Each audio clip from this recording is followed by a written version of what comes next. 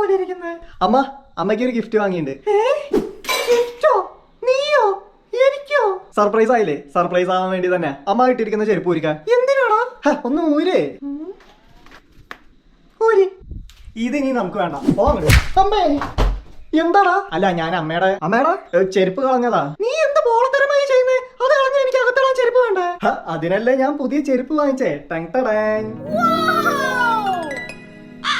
എങ്ങണ്ട് ഇട്ട് നോക്കിയേ. അയ്യോ, എന്ത് സുഖാ.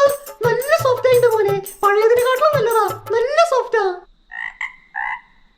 അതാണ് ഇപ്പോഴുള്ള ഈ തണുപ്പിനൊക്കെ നല്ലതാ, പിന്നെ സേഫാ. കണ്ടോ മനുഷ്യ, അവന്റെ കാലിന്റെ സേഫ്റ്റിക്ക് വേണ്ടി വാങ്ങിച്ചത് കണ്ടോ? പഴയതിനെക്കാട്ടിലും നല്ലതാ.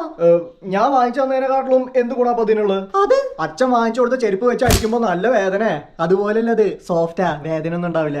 പിന്നെ ഇത് വെച്ച് എറിയാണേലോ അധികം ദൂരം എത്തൂല, കനമില്ലാലോ, സേഫാ. നിന്റെ കാലിന്റെ സേഫ്റ്റിക്ക് വേണ്ടിയല്ല, അവന്റെ സേഫ്റ്റിക്ക് വേണ്ടി വാങ്ങിച്ചു തന്നതാ. എക്സാക്ട്ലി.